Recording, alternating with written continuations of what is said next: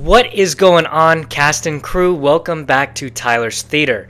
In today's video, we are going to be racing right into a movie that I've been wanting to see for a very long time now, and that is going to be F1. Now, this movie was the absolute summer blockbuster of 2025 in my opinion. I knew I was going to have a little bit of bias, so for those of you who may not know, I actually did some background work for this movie. For those of you who have already seen the movie or have seen the trailer, you may have seen the club scene, and luckily, yours truly got to be in that role. So for those of you who may not know, when you do background work in a film, very rarely you're actually told what the film is. They don't tell people the project because they don't want people spoiling it all over the internet or through social media. And I remember that when I got the paper, it was labeled Apex. And at first I was like, I don't know what that is. Like, I haven't heard of anything about that, or maybe it's just an upcoming movie. But yeah, I wasn't familiar. I looked up the director and the cast, and it said it was starring Brad Pitt and was directed by Joseph Kosinski. And as I started doing a little bit more research, I noticed that Apex was kind of included in an upcoming movie called F1. And for those of you who may not know, I currently reside in Las Vegas, and this actually was going on around the same time that F1 was really happening in Vegas.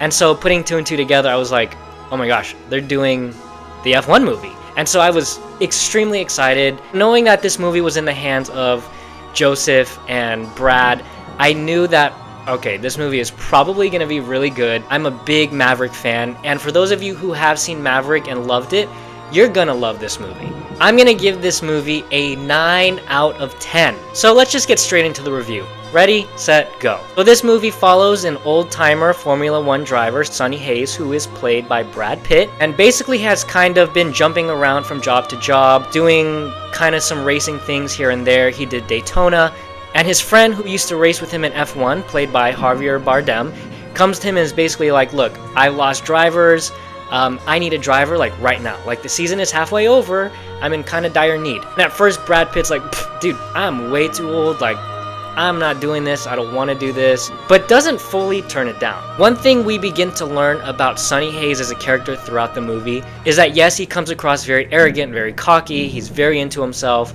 but racing is his absolute passion, right? He's not doing it for fame or wealth or riches. He simply isn't racing because he loves racing.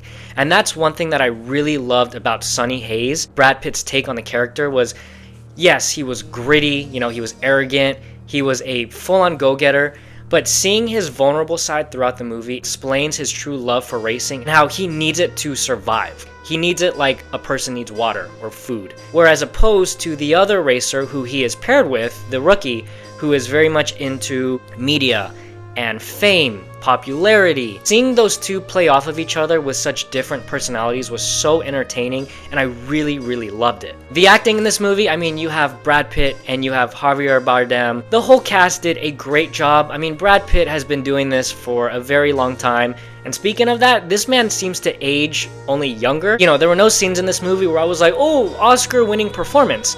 But I don't think that's what this movie was going for. The scenes that Brad Pitt had, he did very well. He had a few emotional scenes that were great. But overall, this movie was pure excitement, you know, kept me on the edge of my seat.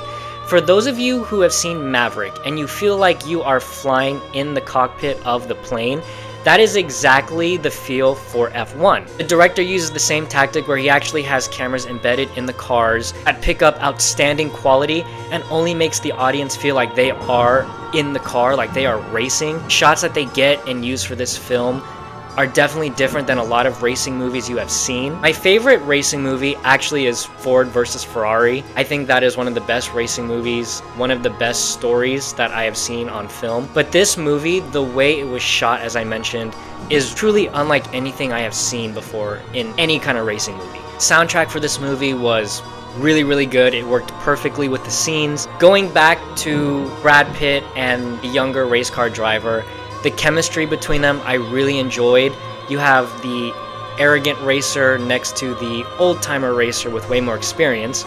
Does that sound familiar? Seeing how the character arc, specifically for the younger race car driver, changes was really well done. The character was written really well. Truly is nothing to this movie that I really can't complain about.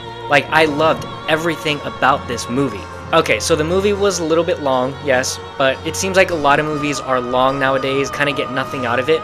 Even though this movie was long, I feel like everything that was in it needed to be in it. There was nothing that I thought they could take out or no point to the story. But overall, I really enjoyed this movie. If you haven't seen it, go see it. As I mentioned, I'm giving this movie a 9 out of 10, which is a very high rating. Great acting, great music, so much excitement, great shots. I absolutely loved it. But that's basically gonna conclude my review for this video. I think I may actually go see this movie again. I know that we have some exciting ones coming out. You know, Jurassic World, Fantastic Four, Superman. I think they might be okay. To be honest, I'm kind of skeptical about Superman. I feel like it just looks weird to me. I may be in the minority.